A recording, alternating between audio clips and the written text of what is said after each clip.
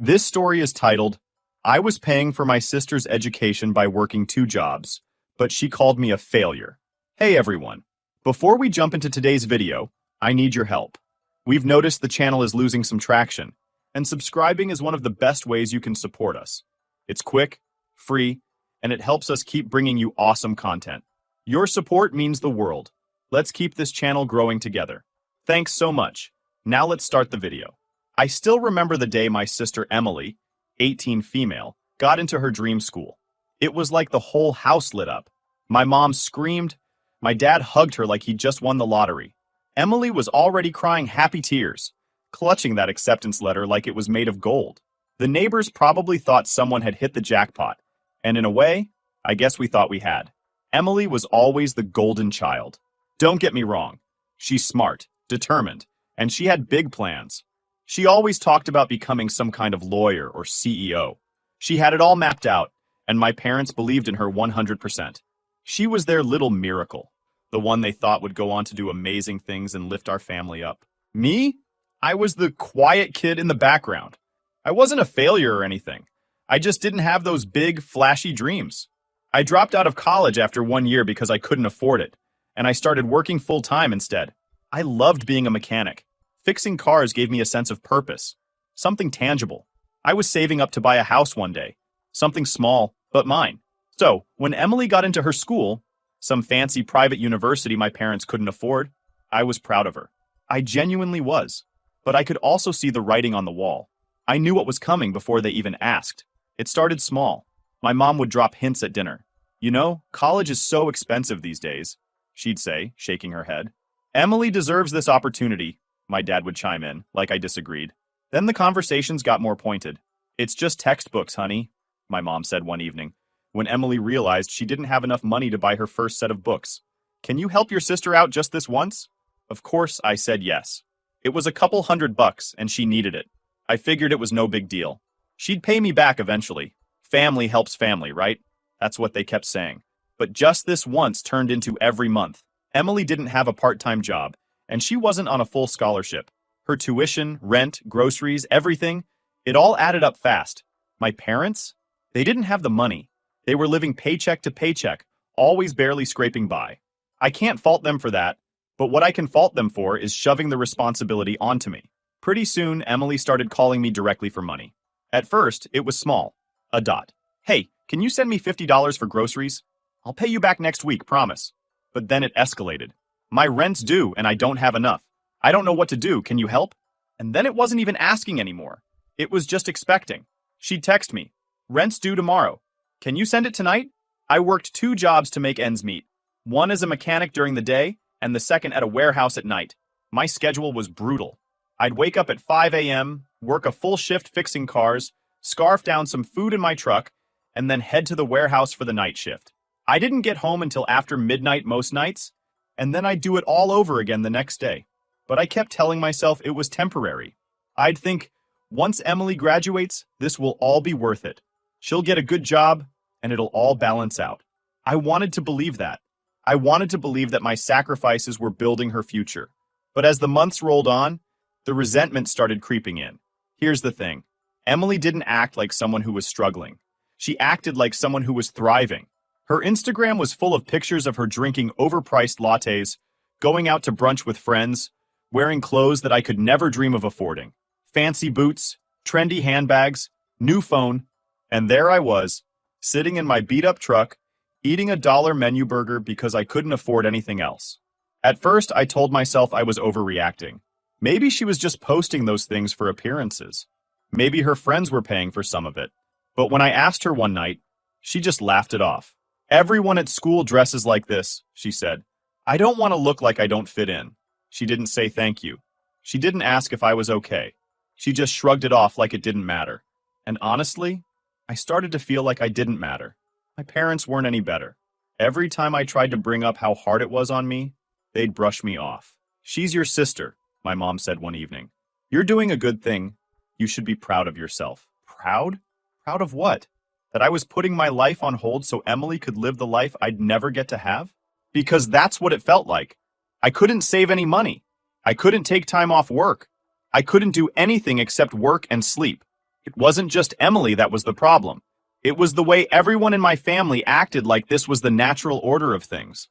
Like my life was somehow less important because I wasn't destined to do great things like she was. The day I realized just how bad it had gotten was when Emily casually mentioned over the phone that she wanted to study abroad. She didn't even ask me. She just said it like it was already decided. It costs a little more, but it's a once-in-a-lifetime opportunity, she said, her voice light and carefree. You'll figure it out, right? I don't know why that particular moment set me off, but it did. I sat there gripping the phone, my knuckles white, while she rattled on about how amazing it would be. Like it was nothing for me to work even harder to send her to Europe for a semester. That night, I lay in bed, staring at the ceiling. I started calculating in my head how much of my life I'd given up for her. Thousands of dollars. Years of time. All my energy.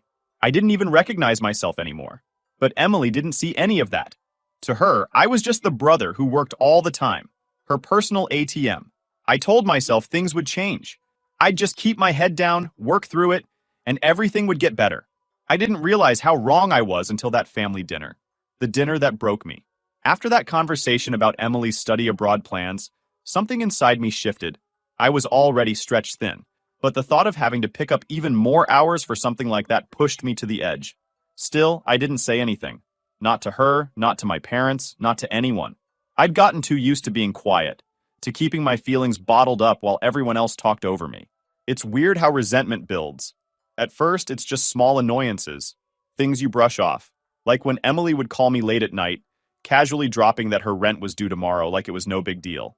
Or when she'd post photos of herself holding some fancy cocktail with her friends, all dressed up like they were on a red carpet. Meanwhile, I was eating instant ramen in my tiny studio apartment, trying to convince myself it was fine. It's fine. She's your sister. It's fine. This won't last forever. It's fine. You'll figure it out. I told myself those things so often I started to believe them. I think part of me was scared to admit how much I resented the situation, because then I'd have to confront it. I wasn't ready for that yet. One night, I came home after a double shift, completely wiped out. I opened my fridge to find a single bottle of water and half a loaf of stale bread. I'd forgotten to buy groceries because my schedule had been so packed, and payday was still a week away. I sat down at my tiny kitchen table, staring at the nothingness in front of me, and I just felt empty. I picked up my phone and scrolled through Instagram like I always did when I couldn't sleep. There it was. Emily's latest post. She was out at some rooftop bar with her friends, the city skyline glittering in the background. Her caption read, "Work hard, play harder. Love this life." I don't know what came over me, but I felt sick to my stomach. Work hard? Did she even understand what that meant? I was working harder than I ever had in my life, and what did I have to show for it? A broken back, an empty fridge, and a dream of owning a house that was now so far out of reach I couldn't even picture it anymore. And there she was, loving life, paid for by me. It got worse over time.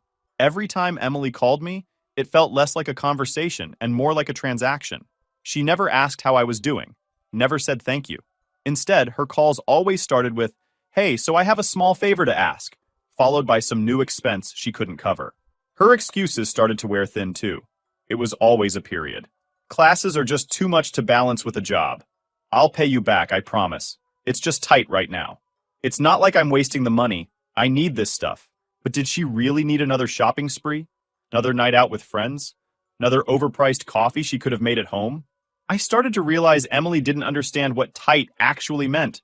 For her, it was an inconvenience. For me, it was skipping meals and staying up late worrying about how I'd make it through the month. One night, I snapped. It was around 11:30 p.m., and I was just getting off my second shift when Emily called. I considered ignoring it, but I knew she'd just text me until I picked up. "Hey, Emily," I said, already tired. She didn't waste any time. "Can you send me $150?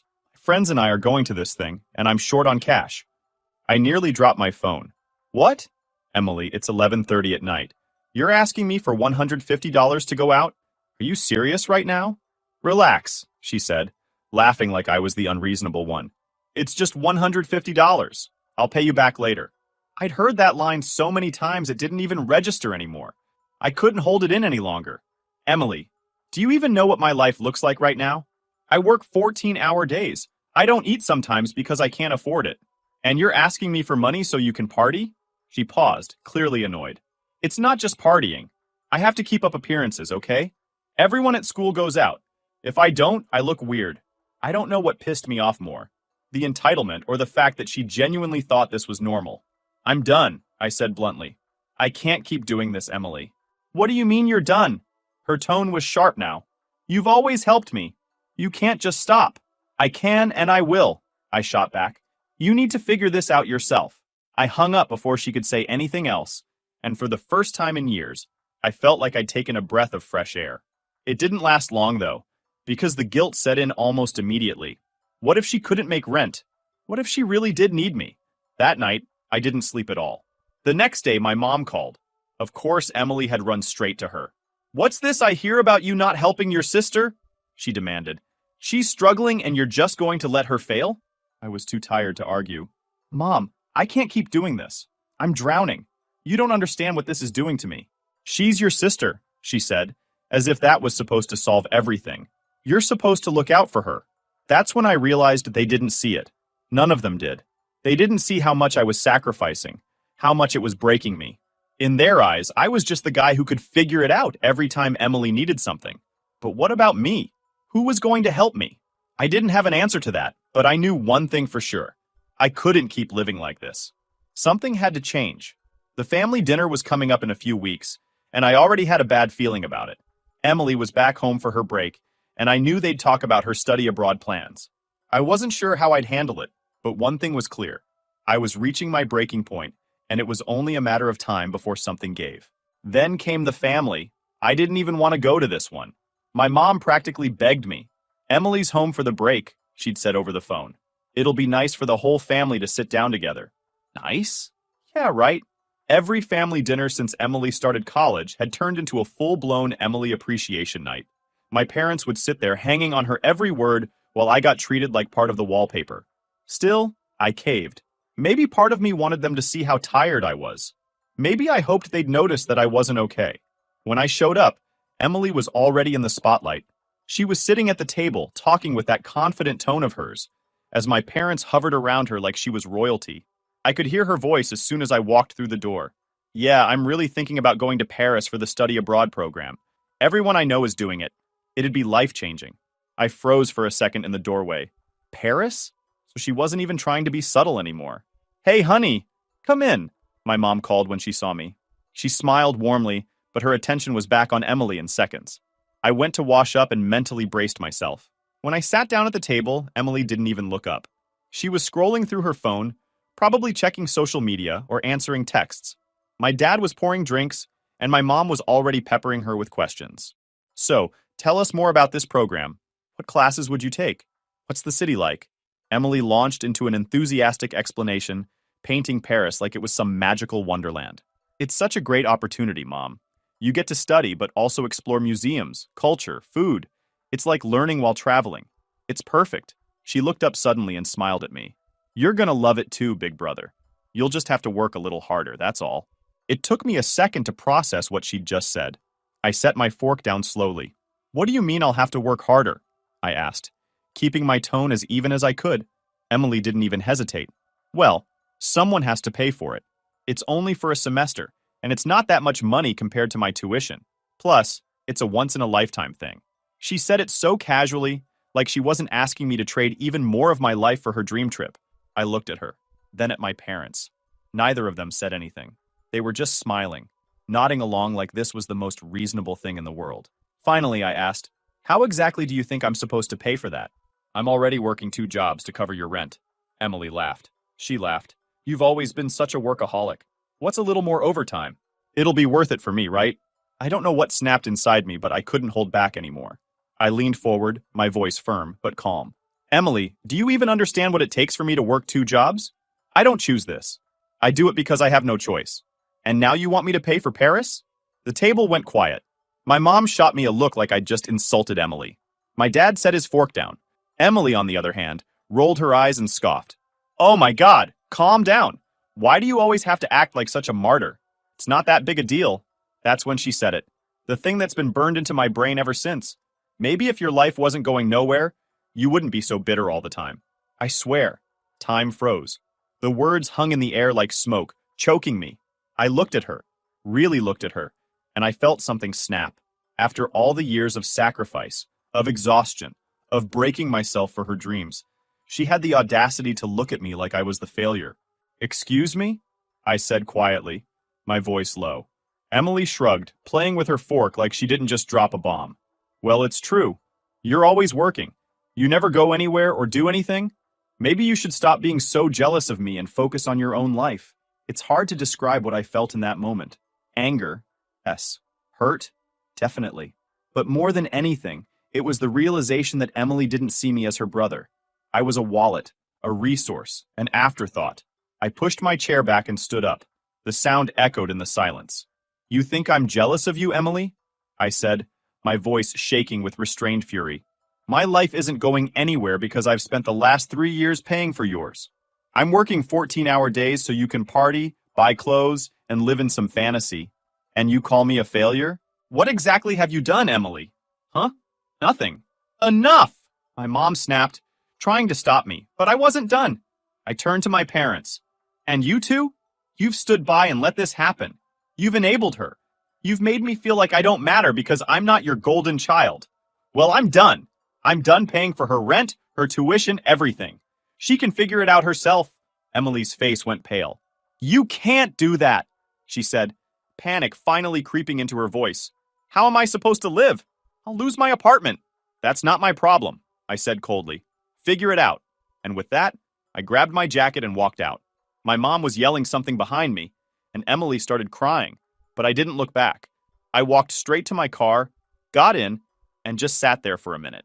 My hands were shaking, my heart was pounding, but for the first time in years, I felt free. After I left that dinner, I drove home in total silence. I didn't even turn on the radio, just sat there, staring at the road, trying to process everything that had just happened.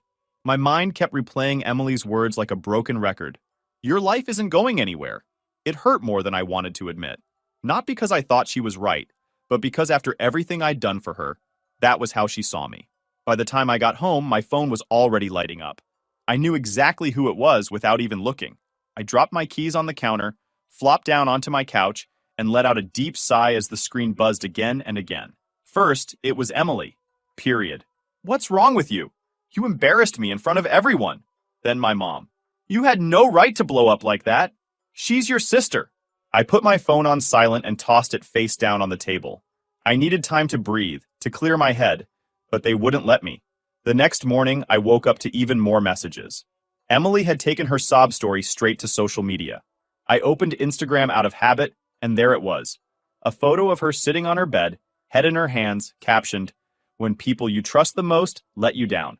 Her friends flooded the comments with support. "You don't deserve that, babe. Some people don't know what family means, SMH. You'll get through this, queen." I felt my blood boil. I didn't care what her friends thought of me, but the sheer gall of her acting like I was the villain in this story made me furious. She didn't tell them that I'd been paying for everything for years. She didn't tell them how much I'd given up. No, she just painted herself as the victim. Classic Emily move. That's when I decided I wasn't going to play her game. I didn't comment, didn't text her back. I stayed quiet. Let her throw her tantrum. But of course, that wasn't enough for my mom. Around noon, my phone rang. I let it go to voicemail. She called again, and again. By the fourth call, I finally picked up. "What?" I said, not bothering to hide the irritation in my voice. "What's gotten into you?" my mom demanded. She was angry, really angry. "Emily told me what happened. How could you say those things to her? She's devastated." I took a deep breath, trying to stay calm. "Mom, I didn't say anything that wasn't true. I've been working 2 jobs to pay for her life while she treats me like I'm nothing. I can't do it anymore." "She's your sister," she snapped. "You're supposed to help her." "Help her," I repeated, my voice rising. "I've been carrying her. And what has she done for me, huh? Not once has she said thank you. Not once has she asked how I'm doing. I've given up everything for her, and you're mad at me?" My mom went quiet for a second, probably surprised I was finally standing up for myself. Then she sighed heavily. "She's young. She doesn't understand yet. You need to have some patience." "No," I said firmly. "I've been patient. I've been too patient. It's time for her to figure it out herself." She didn't respond to that. Instead, she muttered something about me being selfish and hung up. For the next few days, it was like I was the villain of the entire family. My phone was blowing up nonstop. Relatives I hadn't spoken to in years suddenly felt the need to chime in. She's struggling. You can't just abandon her. Family comes first. You're being really cruel. I ignored them all. Let them think what they wanted. I was done being the doormat. Then came the landlord call. Emily must have told him I paid her rent because he called me directly when the payment didn't go through. The conversation was short and awkward. Hi, I'm looking for payment on Emily's apartment rent. She doesn't live here, I said. You need to talk to her about that. When I hung up, I almost felt bad. Almost. But Emily had put herself in this situation. About a week later, Emily showed up at my apartment. I knew it was her as soon as I heard the frantic knocking on my door. I debated not answering, but I didn't want her banging all day. When I opened the door, she looked different. Her hair was messy, her eyes red like she'd been crying, and she wasn't dressed like her usual put-together self. You can't just cut me off, she said, her voice cracking. What am I supposed to do now? I leaned against the doorframe, crossing my arms. Figure it out, Emily. Get a job. Budget your money. Welcome to the real world. She looked at me like I'd just spoken a foreign language. I don't know how to do that. That's not my problem, I replied. She stepped forward, pleading now. Please, just one more month. I'll find a way to pay you back, I swear. I shook my head. Number, I've heard that before. I'm not doing this anymore. Her face crumpled, and for a second I thought she might actually get it. But instead, she flipped. You're so cruel, she shouted, tears streaming down her face. You're supposed to help me. That's what family does. I sighed. Family doesn't take advantage of each other, Emily. You've had years to learn how to stand on your own, but you never tried. That's on you, not me. She stood there crying, saying things like, you don't understand, and you've ruined my life. But I didn't budge. Eventually, she gave up. She stormed off, slamming my apartment door behind her. I watched her leave through the window, feeling a weird mix of emotions. Relief, sadness, anger. I wasn't heartless. I did feel bad for her. But at the same time, I knew this was the only way she'd ever learn. If I kept rescuing her, she'd never figure out how to stand on her own. That night, my mom called again. She came home in tears, she said, her voice trembling with disappointment. How could you do this to her? I took a deep breath. Because it's the only way she's going to grow up, Mom. You're tearing this family apart, she said quietly. I paused, then replied, No, Mom. I'm just not letting you all tear me apart anymore. For once, I didn't feel guilty. After Emily's meltdown at my apartment, things escalated faster than I thought they would. I didn't hear from her directly again, but she wasn't going to let this go quietly. Instead, she found other ways to get to me, through my parents, extended family, and even mutual friends. It was like she was on a mission to punish me for standing up to her. It started with my mom's calls. She was relentless. Every day after work, I'd see her name pop up on my phone, and every day I'd send her to voicemail. She alternated between guilt trips and anger. Her messages started with things like, Emily is struggling and you just don't care anymore. You're breaking this family apart. Then, when that didn't work, she'd try to play the I raised you better card. I didn't raise you to be so selfish. Selfish. That word stuck with me. Was I selfish for wanting my life back?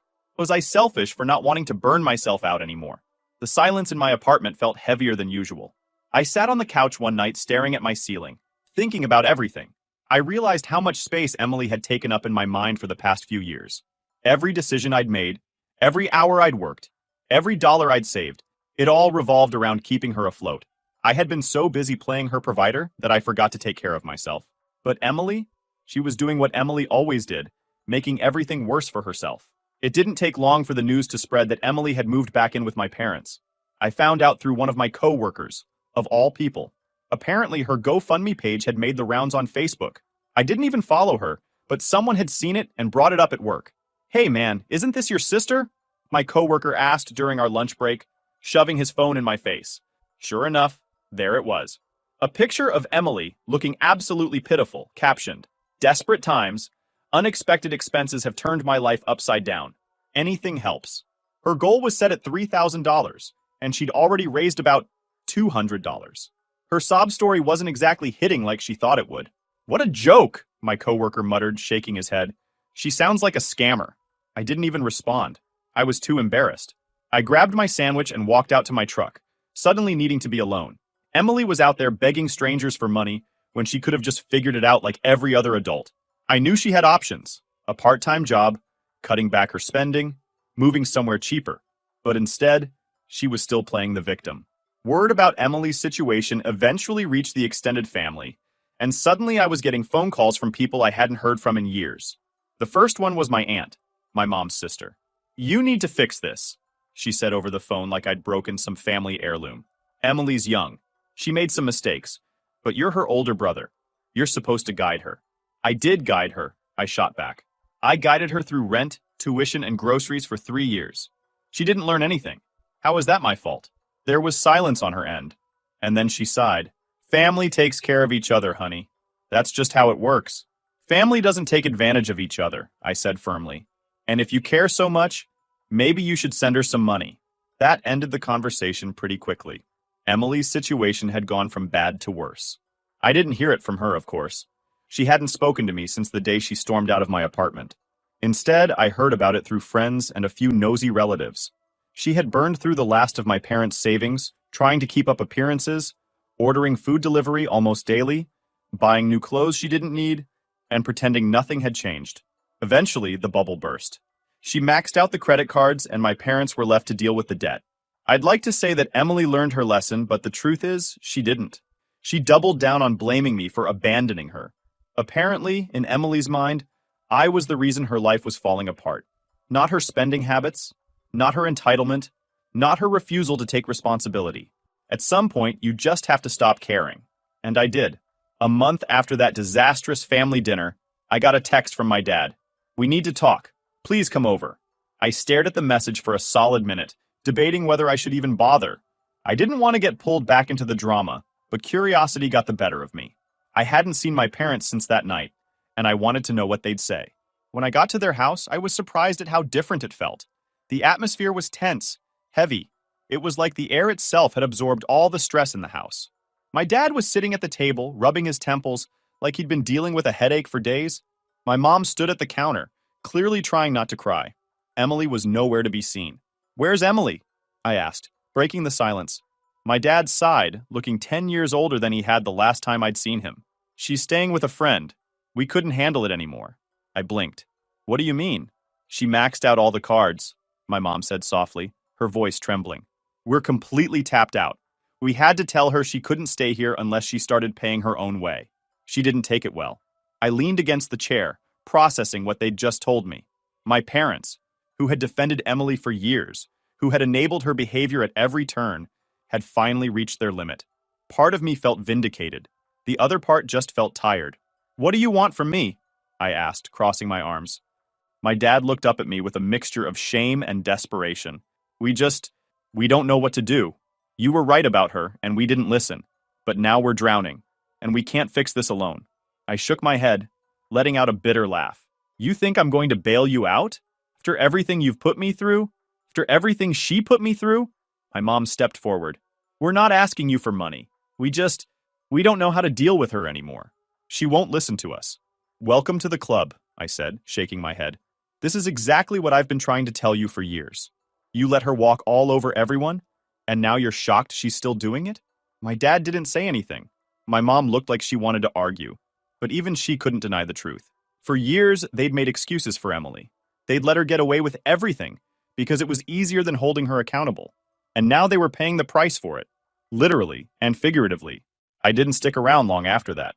I told them I was sorry they were struggling, but I couldn't fix their problems. They needed to figure this out themselves, just like Emily did. It wasn't my responsibility to clean up their mess anymore. I heard bits and pieces about Emily's life over the next few months.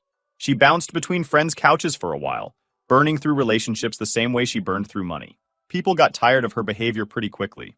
Eventually, she had no choice but to get a part-time job at a local coffee shop. I'd be lying if I said I didn't feel a small sense of satisfaction when I found out. Not because I wanted her to suffer, but because it meant she was finally being forced to face reality. As for me, things got better. Slowly but surely. I started saving up again, and within a year, I finally hit my goal. I bought a small house on the outskirts of town, a fixer-upper, but it was mine. I spent my weekends working on it, painting walls, fixing pipes, and building a place I could call home. It wasn't fancy, but it didn't have to be. I also started reconnecting with my friends. I realized how much I'd shut myself off from the world while I was sacrificing everything for Emily. Now that I didn't have that weight hanging over me, I felt lighter. I felt like me again. One night, I got a text from Emily. It was short and to the point. Period. Hey, I just wanted to say I'm sorry. I didn't realize how much you did for me until now. I hope you're doing okay. I stared at the screen for a long time. Part of me wanted to respond, wanted to tell her that it was okay, that I forgave her. But another part of me wasn't ready. I'd spent too long being her crutch, and I wasn't going to risk falling back into that role. Instead, I put the phone down and walked outside. I sat on the steps of my porch, breathing in the cool night air, and realized something. I didn't owe her an answer. Not yet. Maybe someday I'd be ready to forgive her, but for now I was happy to just be free. Emily would figure her life out eventually, or she wouldn't. Either way, it wasn't my responsibility anymore. I had my own life to live, and for the first time in years, I was finally living it.